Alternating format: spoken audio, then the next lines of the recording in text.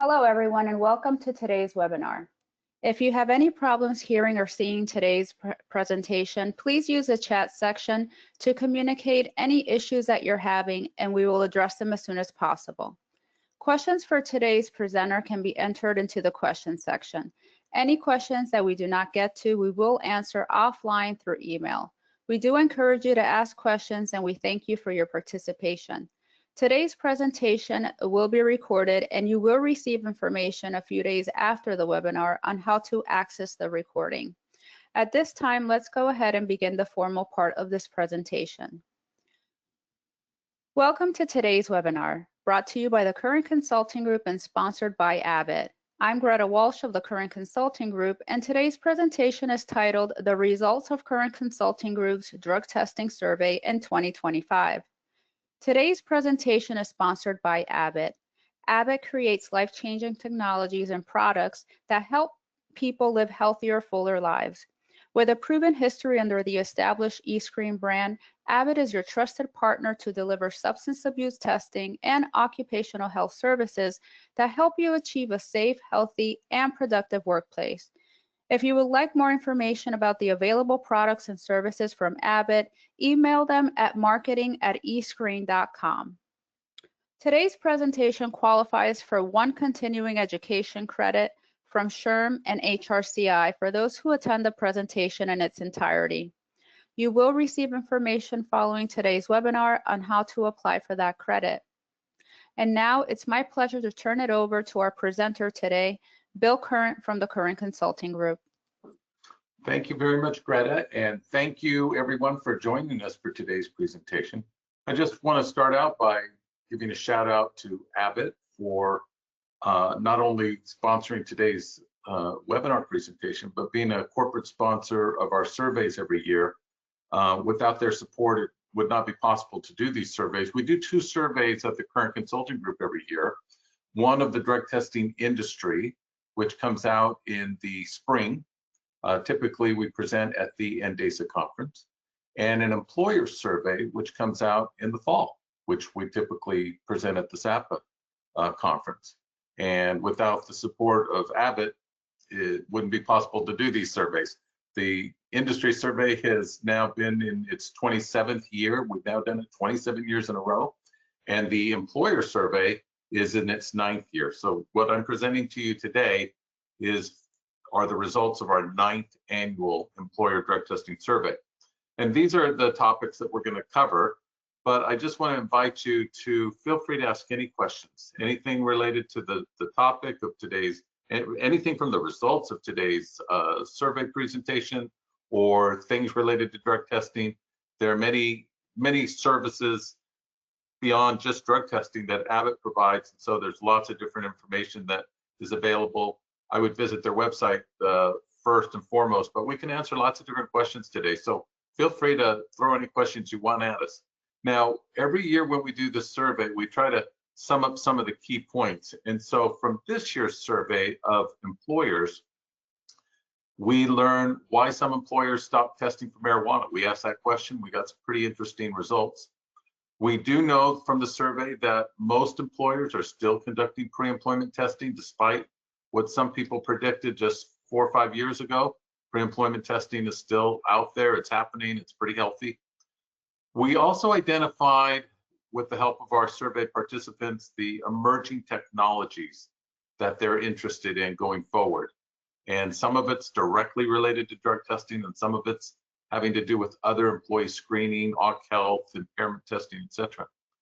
And the bottom line is that from our survey results, the vast majority of employers believe drug testing works.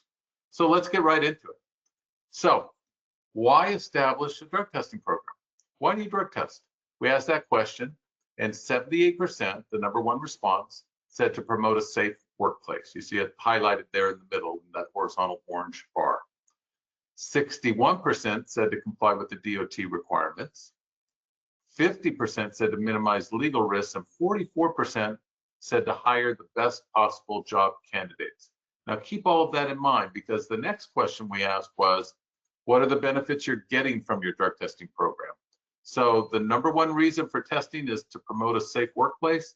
And the #1 benefit employers identify from drug testing is improved safety in the workplace, 84%. You see it highlighted there on top. Go down second to the bottom, 62% said drug testing helps them hire better quality employees, and 55%, right around the middle, 55% said better company reputation, which of course attracts better quality job applicants.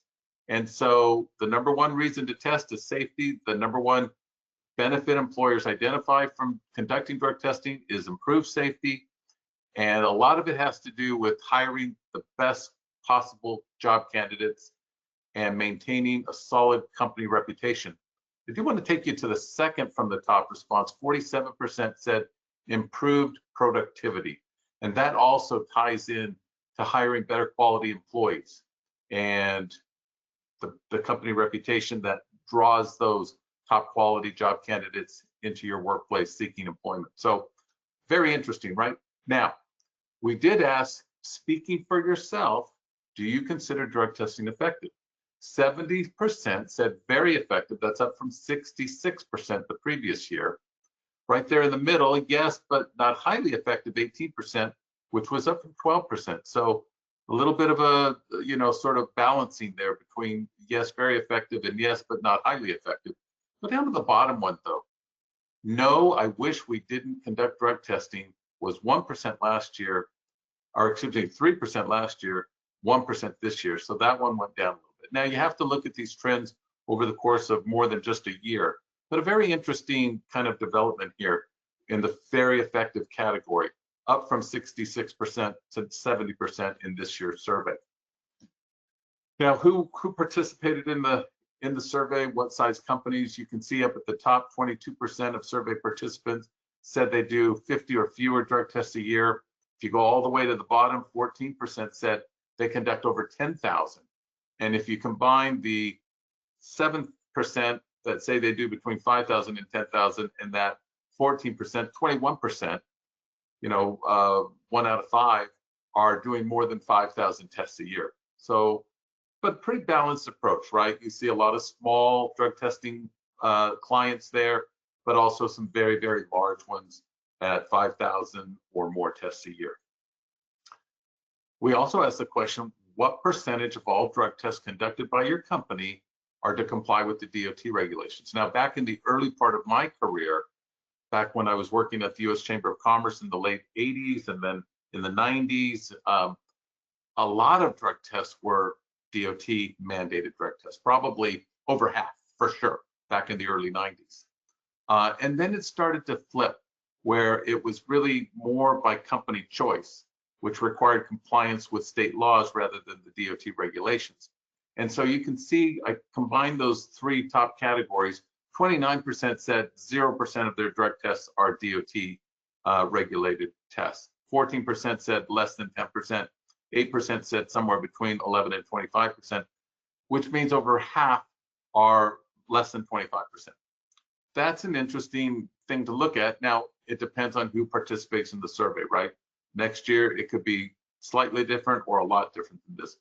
But it does tell us that in this age of, and I'm going to talk about this more when we get into the marijuana section of the results, in this age of marijuana legalization, the DOT regulations still require employers to, covered employers, I should say, to test covered employees in safety sensitive transportation occupations. And so they still have to test. And even in a state where marijuana is legal, they still have to test for marijuana.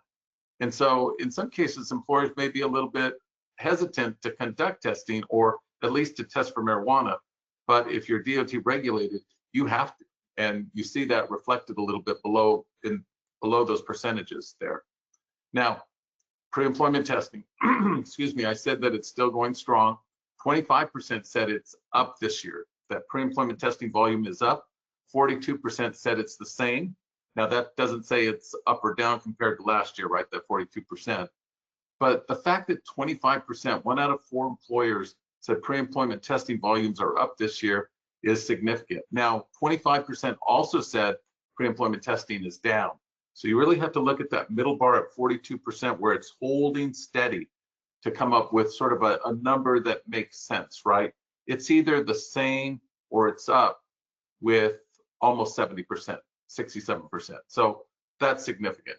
Now, we also said, when does your company conduct testing, right? And you can see that pre-employment at 94% is still number one. That's still the top reason or circumstance that triggers a drug test. It's a pre-employment screen, 94%. Now, 2 notches down at 84% is reasonable suspicion, and just above pre-employment testing is 80% for post-accident. No surprise in any of those areas, right? Except we've been told that pre-employment testing is going to slow down or go away, and that's just not the case. Pre-employment testing is still a very important tool that employers use to screen applicants to make sure that they're hiring the best quality workers possible. Now, this was an interesting result right here. And I'm going to pause every now and then to take a drink of water because I've got a little bit of a cold going on, so I apologize for a little bit of a hoarse voice.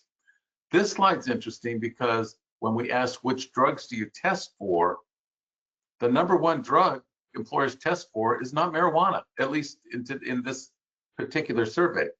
96% said amphetamines, 95% said cocaine, 94% said opioids, and then 90% said marijuana. Well, as recently as 10 years ago, maybe not even that far back, the answer to this question would have been marijuana at 95, 96, 97, 98. Almost every employer that tested their employees and applicants were definitely testing for marijuana. But the legalization issue has taken a toll on that. So marijuana, not the number one drug that employers test for. A lot do, 90%, but 96% said amphetamines. That's the number one drug that they test for, cocaine 95 and opioids at 94. Now there's others. You see phencyclidine, PCP at 83%. That's mostly because of the DOT regulations, which I've contested over many, many years is really sort of, why are we still testing for PCP? You get, less than a percentage of a percent testing positive, but because it's in the DOT regulations, not only do DOT covered workers test for PCP, but because a lot of companies use that same panel in their non-DOT program, it drives that percentage up. But an interesting result, right? Marijuana slipping from the number one slot from just 10 years ago to really in the top 5, of course, but not the number one drug that employers test for. Now, which drug testing methods do you use? These next 2 slides are very interesting, right? We would expect lab-based urine testing to be number one at 88%. That's down from previous years when it was in the low 90s, but it's still a healthy percentage. 46% said that they use instant urine testing. Now, it can be a combination, right? You add up these percentages and it doesn't come out to 100%. It's way higher than that. So some employers are using lab-based urine and instant urine, or lab-based urine and instant oral fluid testing, etc., right?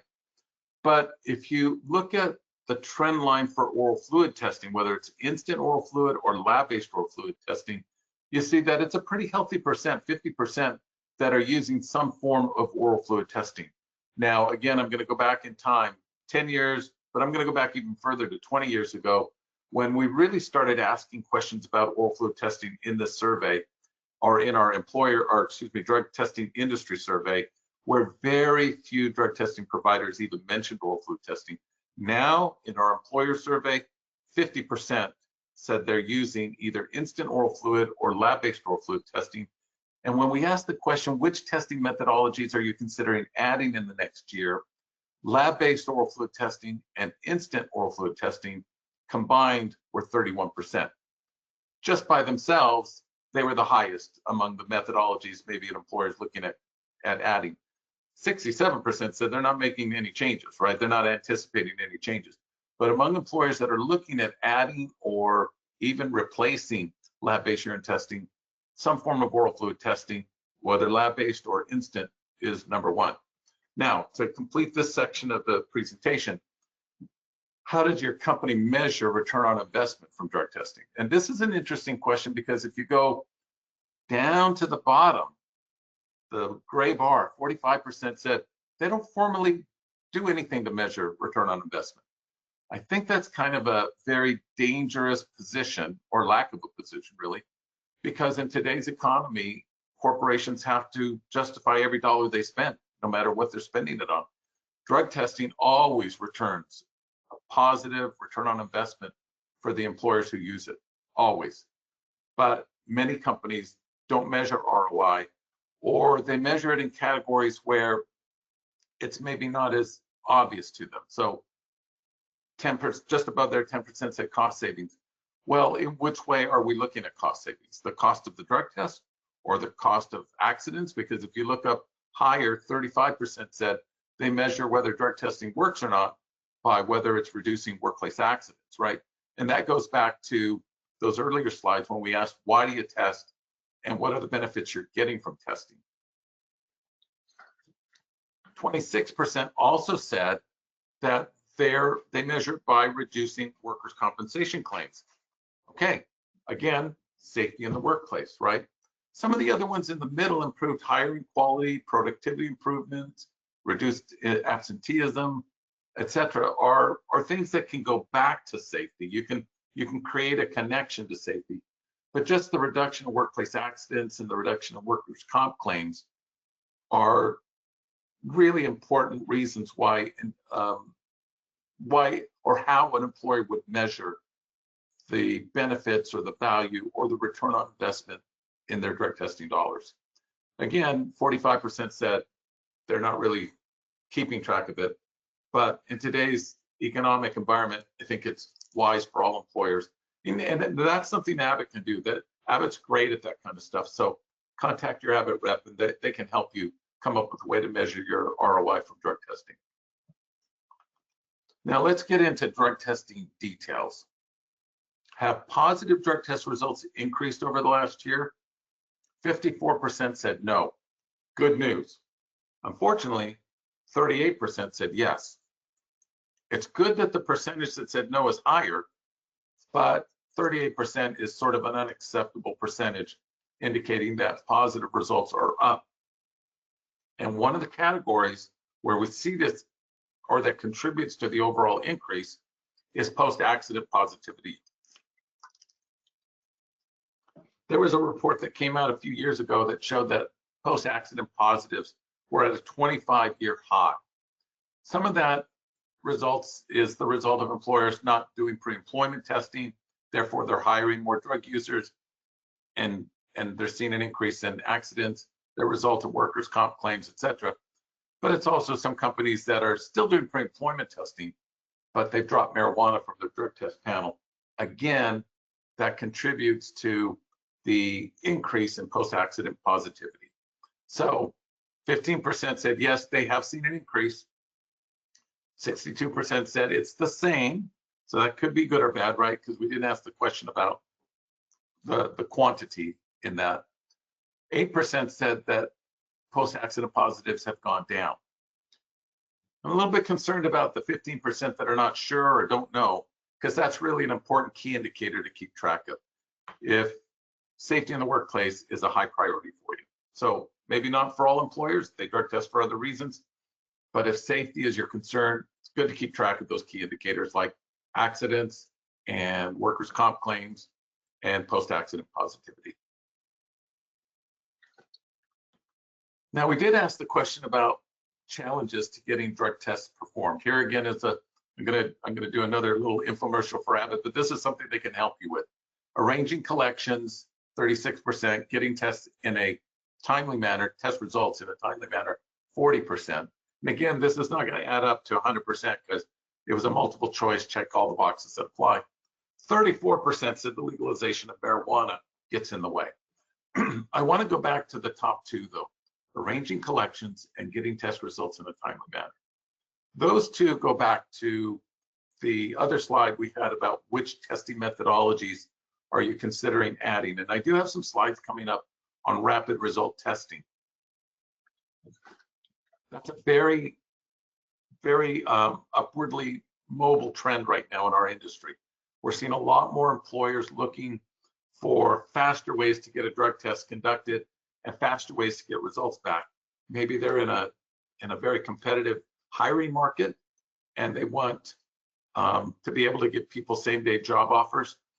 that really lends itself to a rapid test, a non-lab based test. Now, if the result of a rapid test is positive for, say, post-accident or reasonable suspicion, you're absolutely going to want to send that sample into a laboratory to be confirmed.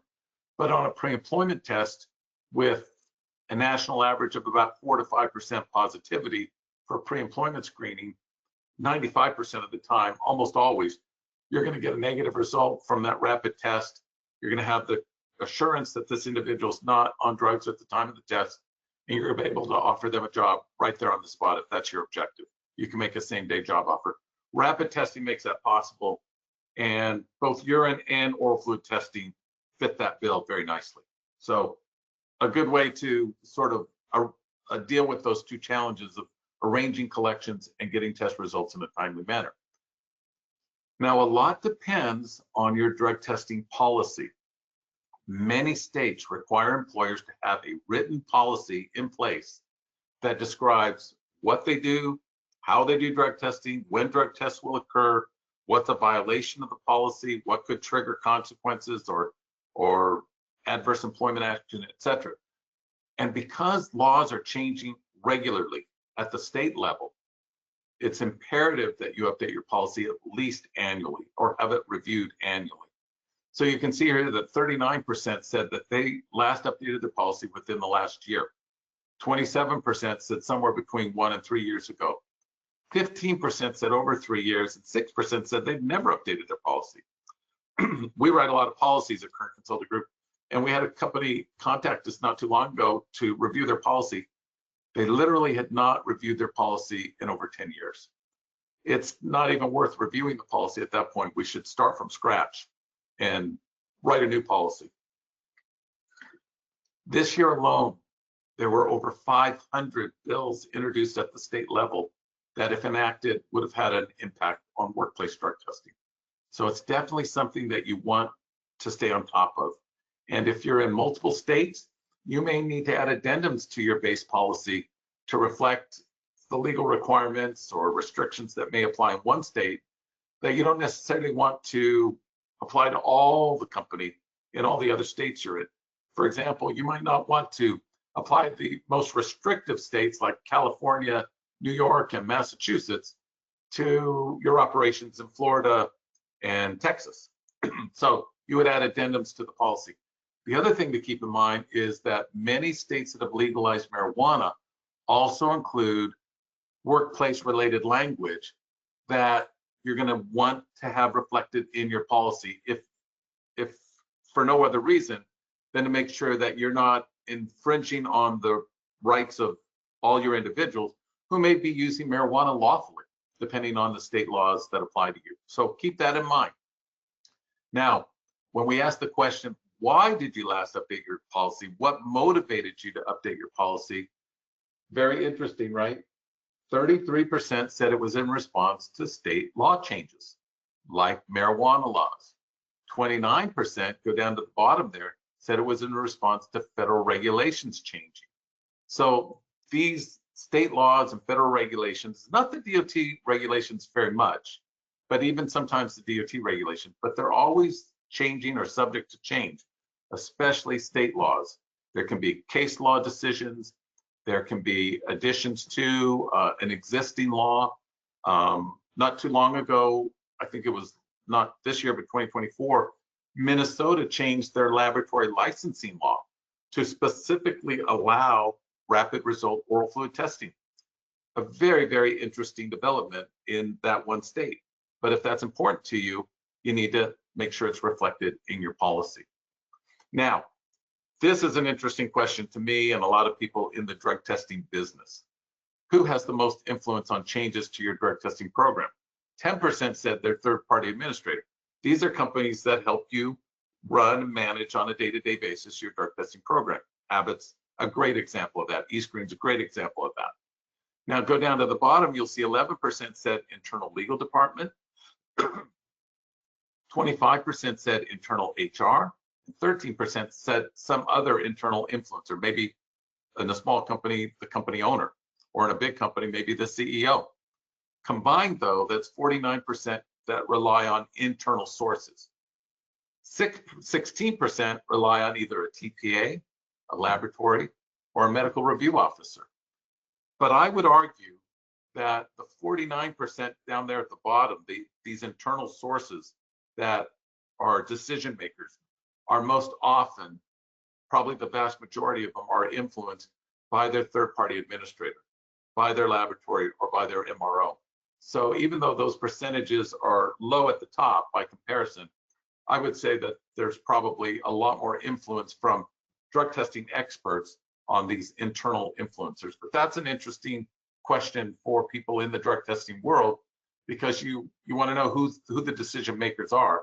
And very often it's either the legal department or the HR department, or maybe the company owner.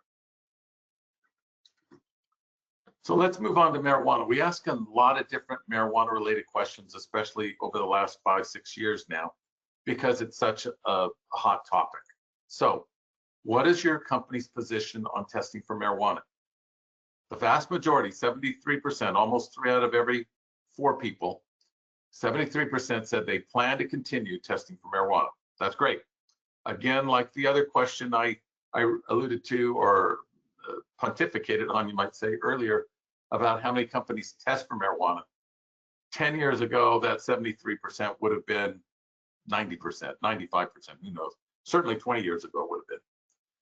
73% is still a very strong, healthy percentage of employers who see the value in testing for marijuana. 3% said they're considering dropping marijuana in the next year, and 12% said they've already dropped marijuana from their drug testing program. Doesn't mean they dropped drug testing. Very, very few companies that drop marijuana just discontinue testing altogether. As you saw earlier, there's still a lot of companies testing for amphetamines, cocaine, opioids, etc. 12% said they're not sure what to do about testing for marijuana. If you have questions about your marijuana decisions, which laws apply to you, should you test for it? If you do, what return on investment can you expect to get out of it? Talk to the folks at Abbott. They can help you answer those questions. But as you can see here, most, not all, but most employers still plan to test for marijuana. And the reason why is on this chart right here. Excuse me.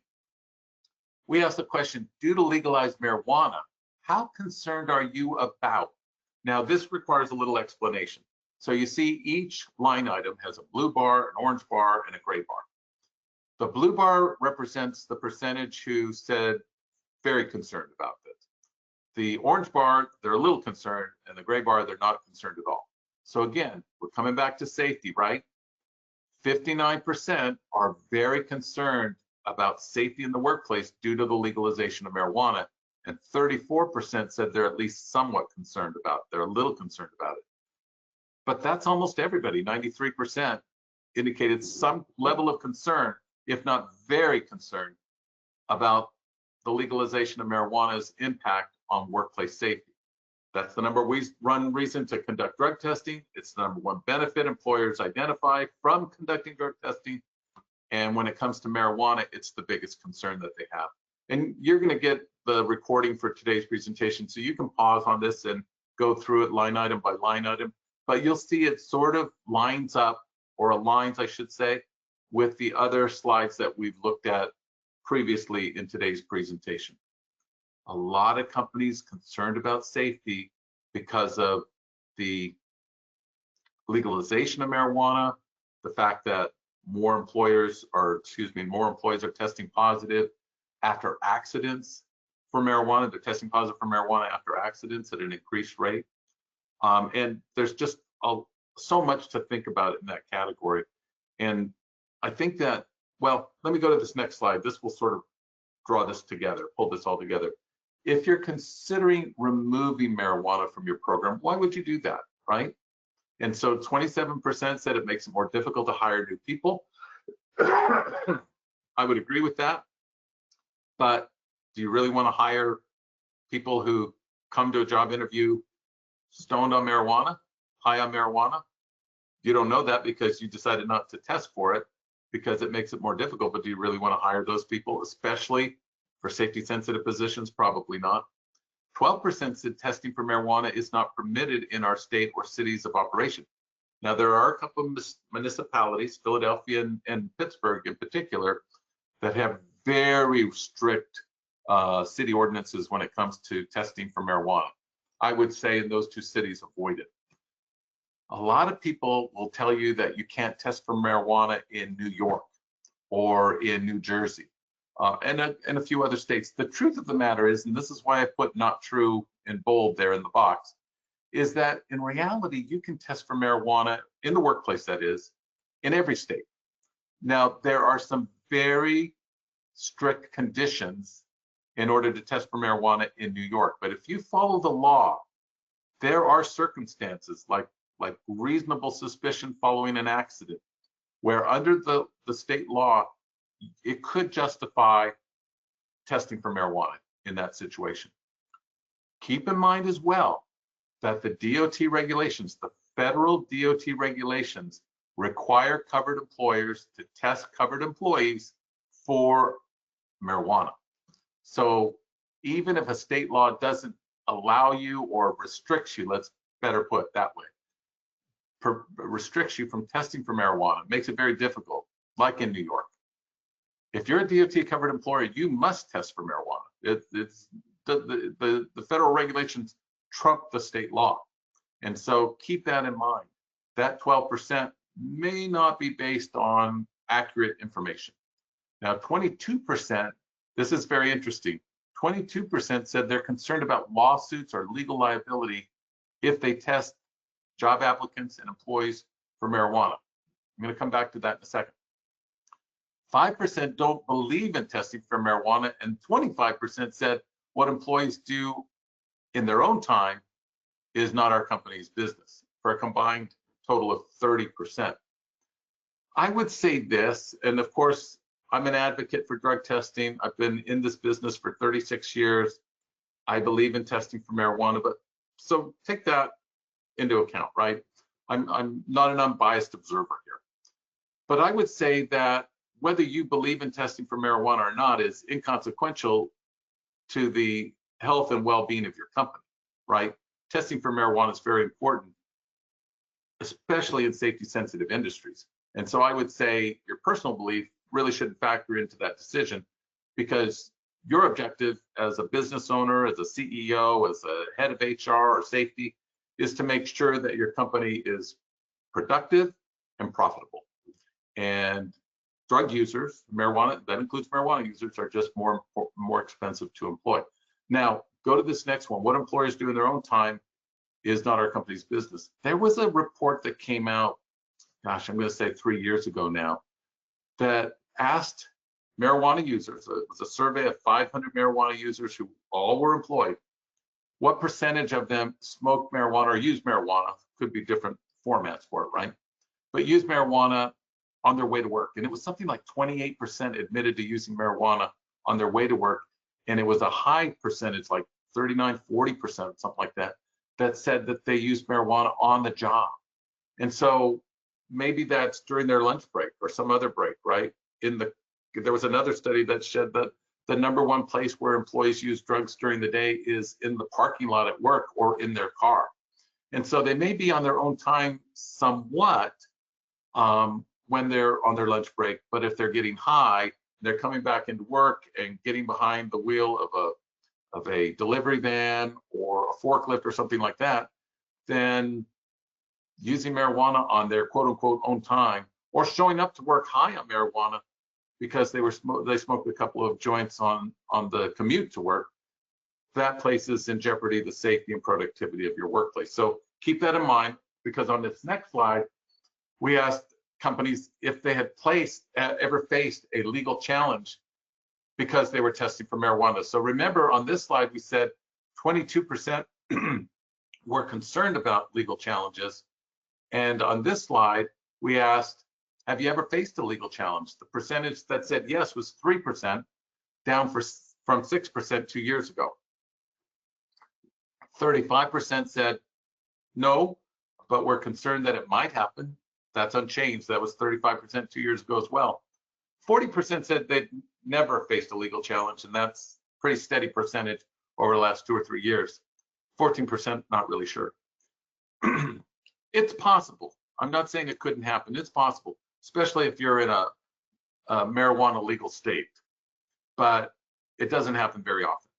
And the way to avoid that is to make sure that you're following the law and making sure that you're not doing something to punish or restrict the privacy or invade the privacy or restrict the rights of employees who maybe choose to use marijuana. So follow the law, and you're most likely never going to face a legal challenge or a successful legal challenge. Now, we did ask the question about whether or not marijuana is changing performance in the workplace, right? So once you just made the decision to drop marijuana from your drug test panel, what effect did it have? And right at the very top, no change in overall work performance, was 55% 2 years ago, or excuse me, was 82% 2 years ago, down to 55%. Now, that is such a big drop that I want to see the response, the results from next year's survey before I call that a trend, because going from 82 to 55 is somewhat of an anomaly, but it does indicate, even if it's less than that, the drop is less than that there seems to be, you know, a trend there. Now, generally, productivity has decreased 10%. Yes, said yes, that's up from 6%. Generally, productivity has increased. That's 4%. Maybe those are the employers that own, you know, marijuana shops. I don't know. But 12% said they've seen an increase in accidents. 2% said they've seen a decrease in accidents. Something to be concerned about, right? Because our number one motivation to test is safety. And then we found it easier to find new people to hire. Excuse me, 27% said yeah to that question. Why? Probably because they've lowered their standards. You know, they're no longer screening applicants for marijuana. Therefore, they're finding it easier to hire people. They're just not screening, and therefore they're hiring more drug users, more marijuana users. All interesting points. Now, we're kind of getting close to coming in for a landing here for the presentation. If you have any questions, please get them ready. I'd be happy to address any questions that you have. I'm going to talk a little bit about rapid testing and then a little bit about looking ahead to the future with some of the questions that we asked. And then we'll be done, and then it'll be Q&A time. So get your questions ready. Happy to address any questions you have. You can put them in the chat section or the question section of the program, or you know, just write it in the chat section for Greta, and she'll rattle them off for me. Okay, so feel free to ask any questions. Let's talk about rapid testing. And this again is something that Abbott specializes in with eScreen. How likely would you be to move from lab-based drug testing to instant or rapid result drug testing in the next 1 to 2 years? Let me point out that there's lots of different ways to refer to rapid testing: instant result, rapid result. Some people still call it on-site testing, which was a term we used, you know, 25 years ago. But it means an instant test, a test that it's a single-use disposable test that yields a result, you know, within minutes, let's say. So how likely would it be for you to move from lab-based testing to instant testing or rapid result testing in the next 2 years? Very likely, 13%, which was up from 10%. Only likely, 10%, which was down from 12%. So a little bit of a wash there, but we're looking at almost 1 in 4, almost a quarter of or 25% of employers say they're likely or very likely to switch to rapid testing in the next year or two. 28% were neutral, they didn't really answer. 29% not likely, 21% very unlikely. Keep in mind that under the DOT regulations, you can't use rapid testing, right? You can't use a rapid result. It must be through a HHS certified laboratory. But the majority of drug tests are not DOT mandated, even though there's a healthy percentage that are. The majority of all drug tests are not DOT mandated, and therefore you rely on the state law to guide that decision for you if you want to use rapid testing. And most states allow some form of rapid testing, whether it's rapid urine or rapid oral fluid. Something to keep in mind, though, that if you do want to look at rapid testing, you need some help figuring that out. Again, I would refer you to the folks at Abbott, but it's a trend that appears to be picking up a lot of speed. In our drug testing industry survey, where we talked to drug testing professionals, to providers, it was something like 68% said they expect rapid result testing to increase significantly over the next 3 years. And a lot of it has to do with those challenges, right? Of being able to arrange collections, getting results in a timely manner, et cetera. Now, we did ask the question that if you were going to add instant or rapid testing, what percentage of all your drug tests would you convert to rapid testing? So 9% said all of it. They would convert 100% of their drug tests. And if you go to that 16% orange bar towards the bottom, less than 25% of their volume, 16% said that. And then, you know, percentages in between. So a lot of employers looking at rapid testing, some of them, almost 10%, saying we're looking at converting entirely to rapid testing. Those would be non-DOT covered employers, employers that are in states that are very friendly toward rapid testing. And then a mix from 75%, 50%, 25%, and then 16% that said it would be less than 25% of the volume. To me, that portends a movement toward rapid testing. Now, is it going to happen in the next 1 to 2 years? I don't know. But I think over the next, certainly,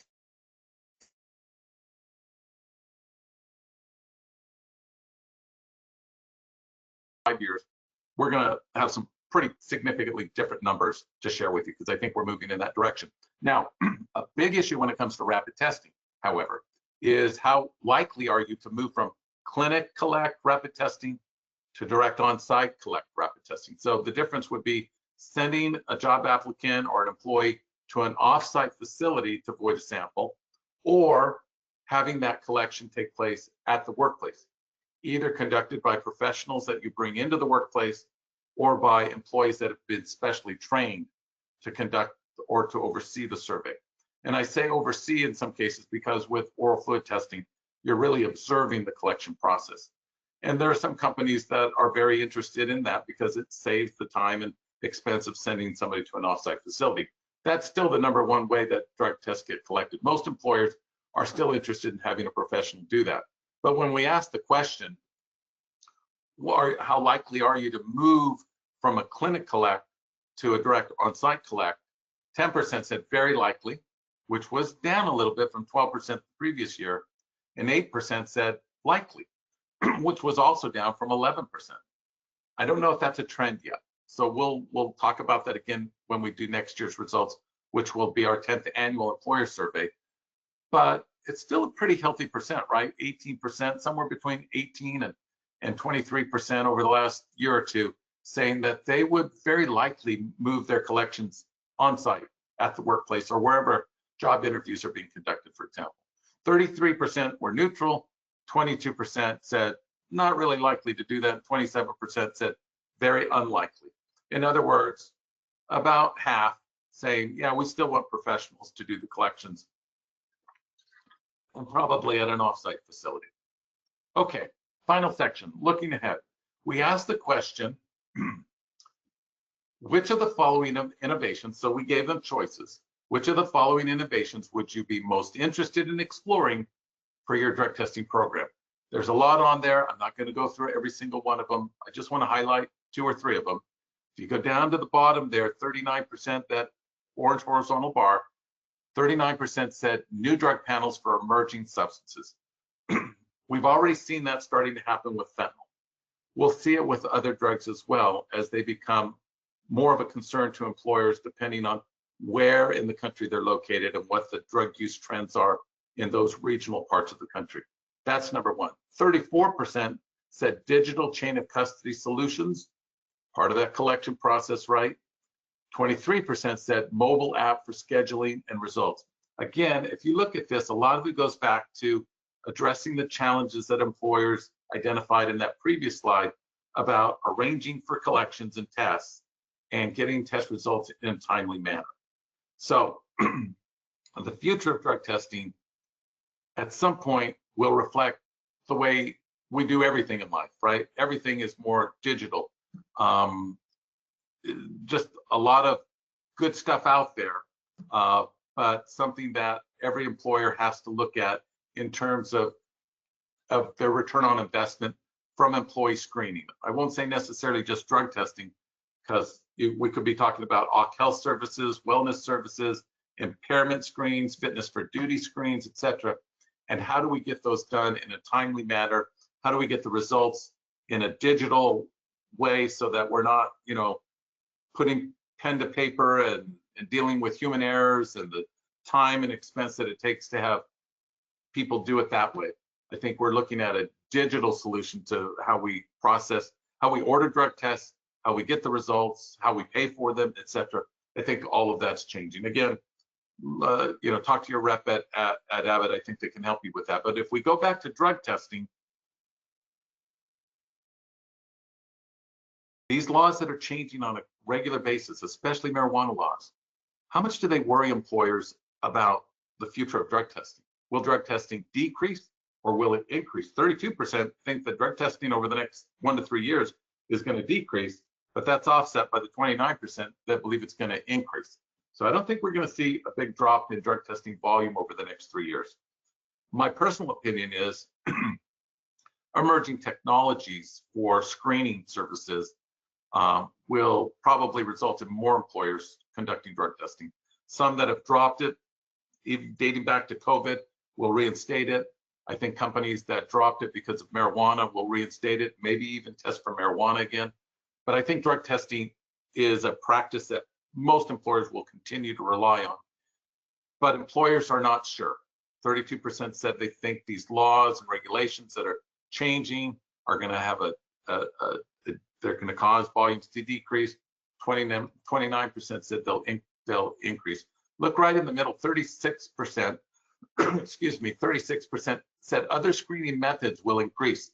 Again, we're talking about health screening, wellness services, impairment testing, background screens, etc.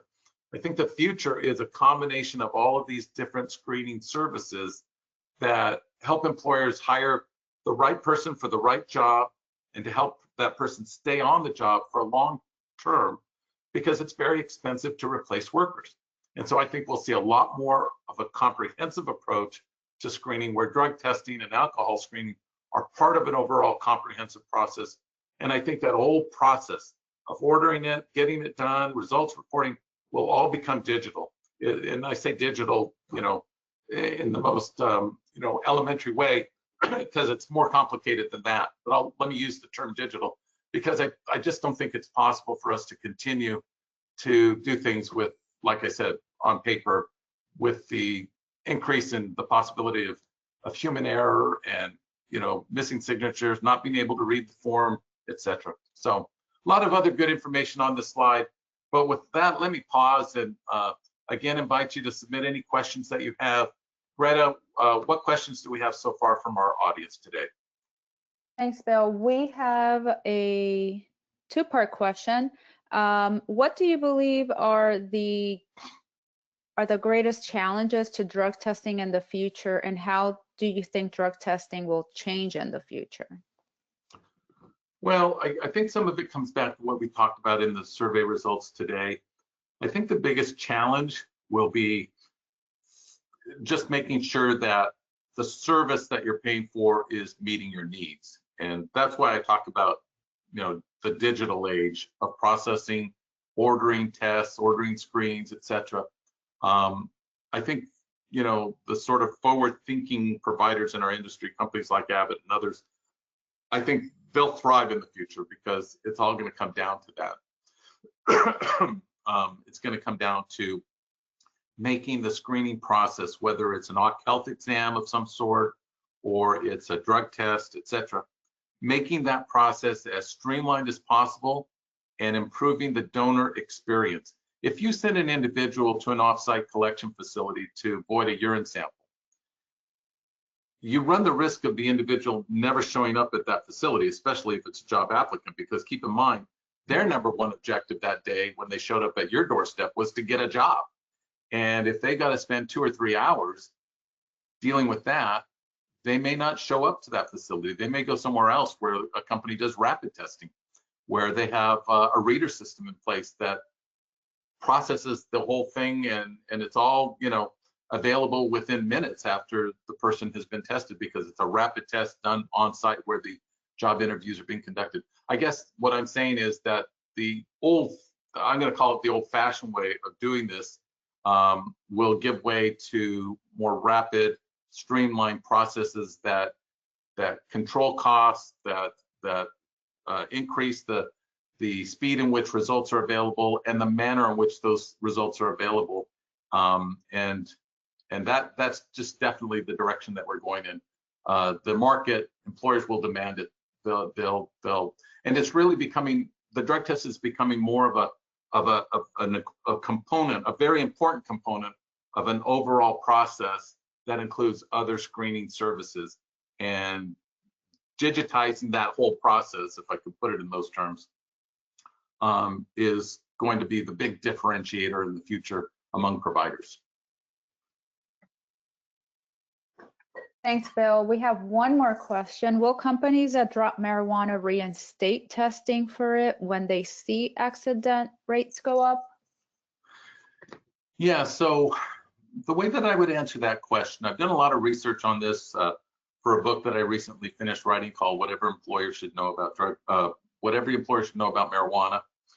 Our survey results over the last 5 years would indicate, at least from the perspective of the drug testing provider, when we asked drug testing professionals, do you think clients of yours who have dropped marijuana will reinstate it in the next 3 years? It's a pretty healthy percent that believe that they won't, that it's never coming back. My opinion is a little bit different because we haven't really had a lot of data to show the impact of dropping marijuana from your drug testing program. And so we'll see a lot more of that in the future, a lot more data that shows the connection between dropping marijuana and increased accidents, positivity rate for post-accidents, and particularly increases in workers' comp claims and the cost of workers' comp claims. So I think once the data starts coming in and we can show that definite impact on a company's cost of doing business and the return on investment that they would get from drug testing, keeping in mind that testing for marijuana is possible in every state. There may be restrictions that you have to deal with, and that may limit how you test or when you test or what you do with a positive test for marijuana. So I'm not saying it's easy in every state, not at all, but you still can do testing for marijuana in every state, although restrictions apply. But in every state, no matter what state, however liberal their marijuana policy may be, employers still have the right to prohibit individuals from bringing marijuana to work, from using marijuana during the workday, and from being high or impaired by marijuana while on the job. Those are 3 rights that employers still have in all 50 states and all the territories as well. They may face challenges when it comes to how they test for marijuana, right? In California and the state of Washington, there are restrictions on testing for marijuana with urine, especially in California. That applies to testing employees and job applicants, whereas in the state of Washington, those restrictions only apply to pre-employment testing. So there are restrictions in how you can test for marijuana in a few states. And then there are states that limit what employers can do with a positive result if they can't show a connection between the positive result and some other outward signs of impairment on the job, signs and symptoms. So I think signs and symptoms training is going to become ever more important in the future as employers, especially in safety sensitive industries, try to, respect the rights of lawful users of marijuana while at the same time protecting the safety and the productivity and the well-being of their workers in the workplace. So will they add marijuana back to their policy? I think some companies will. I think we'll see a trend there toward adding it back in, but we're still gathering the data from the last 5 years to show that there's definitely a negative connection between dropping marijuana and accidents in the workplace and workers' comp claims.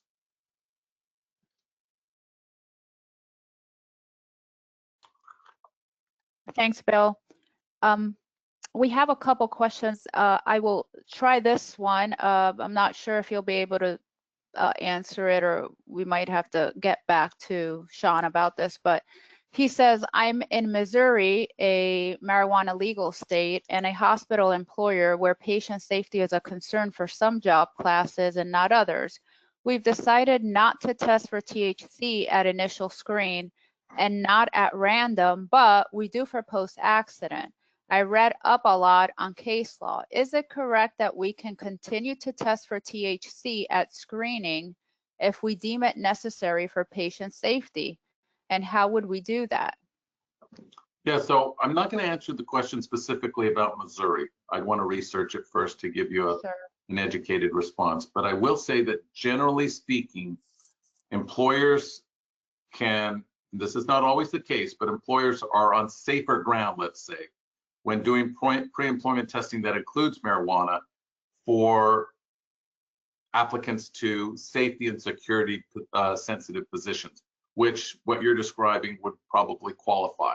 There are some states, and it's not a lot, but there are some state laws that specifically define what a safety sensitive occupation is. And outside of that definition, you would either not be able to test, or you would not be able to, you'd probably have to get something in writing from the state to define whether the occupation that you want to test for could qualify under their definition. In most cases, they didn't mean for those definitions that they provide to be definitive and all-inclusive, but they were written many years ago. Some of these state drug testing laws are, 25, 30 years old now. Some of them date, back to the mid 1980s, where they haven't really gone through a lot of changes in 3 decades. And so in some cases, they didn't mean for it to be so, to come across as so restrictive.